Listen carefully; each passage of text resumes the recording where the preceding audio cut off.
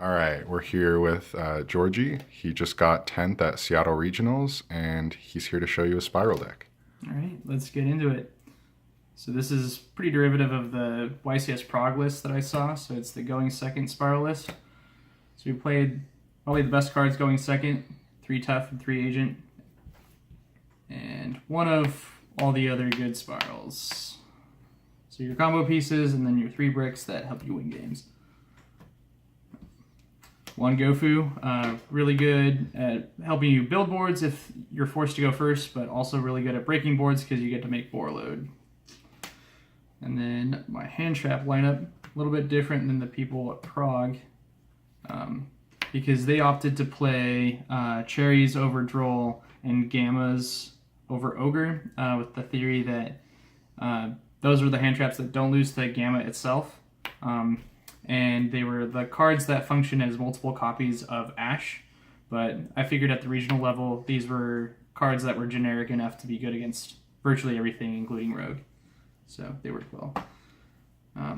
Those were all my monsters. Just 22. So anything you change about the monster lineup, or was it good? I would have preferred to play gammas, but I unfortunately was unable to find any before the event. But So going forward, do you think you'd sub out one of the hand traps for gammas? most likely. Probably ogre, but yeah, I definitely wanted gammas, but could not get them. Right, all right. Spells? Yeah.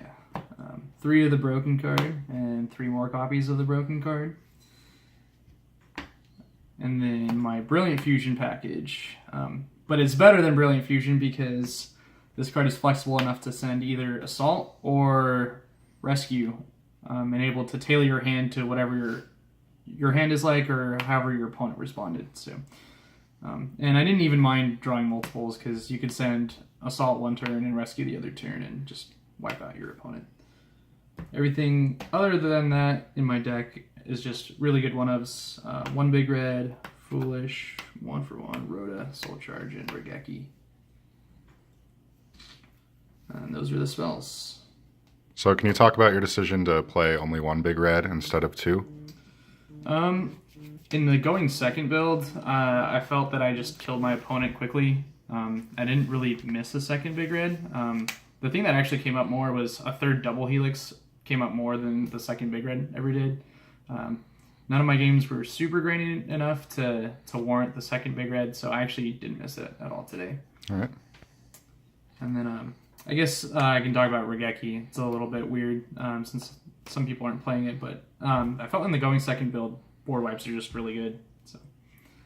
And speaking of board wipes, I played 2 evenly matched and 1 rescue. Those were my 3 traps. So did you ever miss the second rescue or utility wire? No, utility wire is really good going first, but I'm obviously going second, so I didn't miss it. It's really good in a simplified board state, but I didn't really preoccupy myself with that. And then the second rescue is the same mentality where I'm not really making a board, I'm trying to break them and just kill my opponent, so the second one never came up. All right. On to the side. Sure. 3 cherries. Theoretically good against spirals, but I only played 1 mirror match. And I played a 4-card kaiju package. I thought, again, board wipes were really good going second, and kaijus are great outs to opposing sleepers and especially Baguska. So can you talk about why you chose to play Radiant and Humongous over the other kaijus? Oh, sure. Humongous is the next lowest attack to Gamma Seal, so I feel like these 2 are auto-included in virtually every kaiju package, but I guess Radiant is a little bit of a weird choice, but he has 2,800 attacks, so he crashes with Sleeper, with your opponent's Sleeper, that is. And if you have your own Sleeper, it's most likely going to have a last resort, so you can crash with this. But it's also a Fiend, so on the off chance I played against a Magical Musketeer opponent that sideboarded Rivalry, they're all Fiends, so this is the only one I can give them. So opted to play that one instead. 1 fully armed.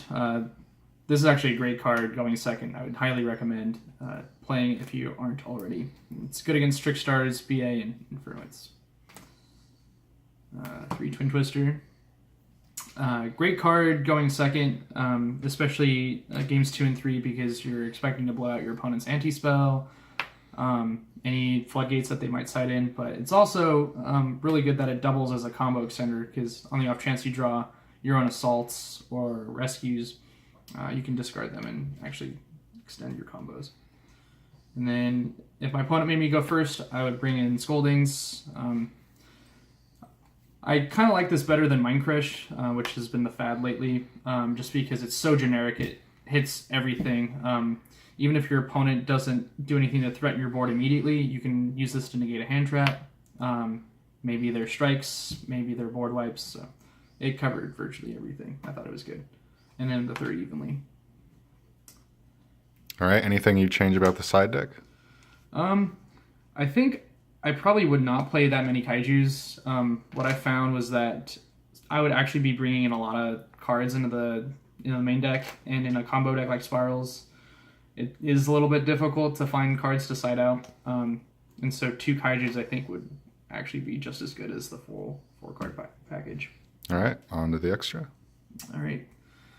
So 2 double helix, 2 firewall. I was actually supposed to play a 3rd double helix, but I left it in the car before the tournament, so I replaced it with the 2nd firewall. This actually didn't come up at all during the tournament. In testing, I used it to return my opponent's cards to the hand, but I think you only need 1 going second. Was there ever a time that you needed the 3rd double helix during the tournament? Not during the tournament, but like I mentioned before, a lot of times if you are missing a 2nd big rat, it's actually probably because you're wanting to go into a 3rd double helix instead. So maybe in those grindy games, I would want a 3rd double helix, and maybe going forward, I probably would play a 3rd. All right. Link Spider for the Gofu combo, Proxy Dragon, Ib, and Ningirsu. This is also for Gofu. Gofu is a 1-card Ningirsu, so it outs cards, but Gofu plus Resort is actually a pretty cool play. Where you link one of the tokens into Link Spider, and then after you make Coral Dragon and eventually into Ancient Fairy Dragon off of the quick fix, you can link the dark token and the light Ancient Fairy into Ib, and then after you make Helix and summon Master Plan, you can link the Link Spider and the Helix into Ningirsu and draw a card, and then you can use Ningirsu's effect to send Master Plan to send one of your opponent's cards to the graveyard. And then not only do you draw a card off the Ningirsu and out a card, you also get to search 2 with Master Plan. So that was a pretty cool play. Decode Talker, probably the most played extra deck card aside from Helix. Going second, this card is huge. It's 3,300 most of the time because you typically link 2. And it protects your own board. And then Borreload, one of the best cards to break boards. Buster for my Cherries target, Coral and Ancient Fairy for my Gofu plan, and I wasn't really concerned about taking up too much space in the extra because, again, the going second Spiral build doesn't really concern itself with making boards, but rather breaking them. So situational cards like this were fine. And then 1 Princess Right, 1 Babushka. All right. Any closing thoughts about your deck or the tournament? I missed Gammas. The tournament was fun. Had a lot of fun time with my friends, and saw a lot of really interesting decks. And I guess shout outs to Team Dank Deals, shout outs to IMPERIUM Duelist for sponsoring me and allowing me the opportunity to play for them, and shout outs to John. All right. Thank you. Congrats, man. Thanks, man.